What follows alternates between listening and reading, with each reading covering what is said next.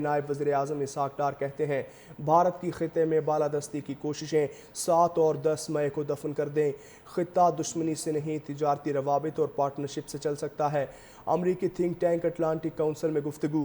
اسحاق ڈار نے کہا پاکستان اپنے پڑوسیوں سے کوئی تنازع نہیں چاہتا، بھارت کے ساتھ مل کر دہشت گردی کے خلاف کام کرنے کو تیار اور نیوٹرل مقام پر بات چیت کے منتظر ہیں۔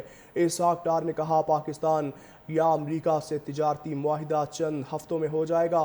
اسحاق ڈار نے کہا چین سے اسلحہ خریدنے کا مقصد امریکہ سے تعلقات خراب کرنا نہیں، جبکہ ماضی کی طرح پاکستان ایک بار پھر امریکہ اور چین میں پل کا کردار ادا کر سکتا ہے۔ کہا کہ افغانستان سے دہشت گردی کا حقیقی خطرہ ہے۔ افغان عبوری حکومت سے مطالبہ ہے کہ دہشت گردوں کے خلاف کارروائی کرے۔ خطہ دشمنی سے نہیں تجارتی روابط اور پارٹنرشپ سے چل سکتا ہے۔ امریکی تھنک ٹینک اٹلانٹک کونسل میں گفتگو۔ اسحاق ڈار نے کہا پاکستان اپنے پڑوسیوں سے کوئی تنازع نہیں چاہتا، بھارت کے ساتھ مل کر دہشت گردی کے خلاف کام کرنے کو تیار اور نیوٹرل مقام پر بات چیت کے منتظر ہیں۔ اسحاق ڈار نے کہا پاکستان یا امریکہ سے تجارتی معاہدہ چند ہفتوں میں ہو جائے گا۔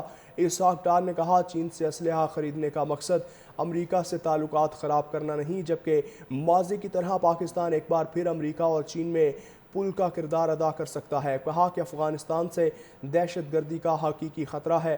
افغان عبوری حکومت سے مطالبہ ہے کہ دہشت گردوں کے خلاف کارروائی کرے۔ خطہ دشمنی سے نہیں تجارتی روابط اور پارٹنرشپ سے چل سکتا ہے۔ امریکی تھنک ٹینک اٹلانٹک کونسل میں گفتگو۔ اسحاق ڈار نے کہا پاکستان اپنے پڑوسیوں سے کوئی تنازع نہیں چاہتا، بھارت کے ساتھ مل کر دہشت گردی کے خلاف کام کرنے کو تیار اور نیوٹرل مقام پر بات چیت کے منتظر ہیں۔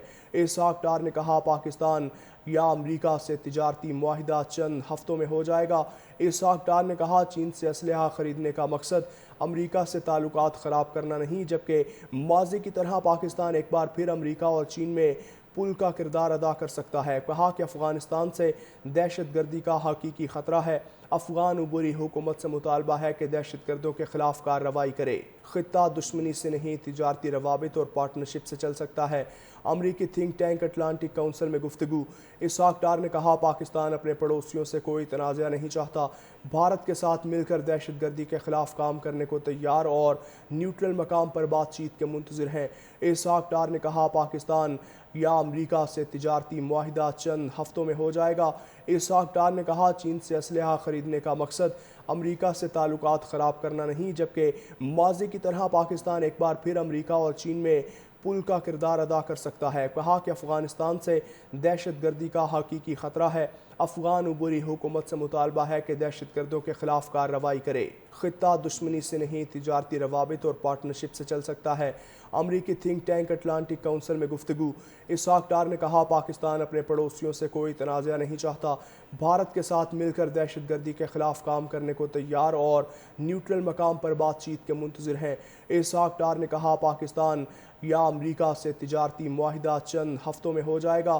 اسحاق ڈار نے کہا چین سے اسلحہ خریدنے کا مقصد امریکہ سے تعلقات خراب کرنا نہیں، جبکہ ماضی کی طرح پاکستان ایک بار پھر امریکہ اور چین میں پل کا کردار ادا کر سکتا ہے۔ کہا کہ افغانستان سے دہشت گردی کا حقیقی خطرہ ہے۔ افغان عبوری حکومت سے مطالبہ ہے کہ دہشت گردوں کے خلاف کارروائی کرے۔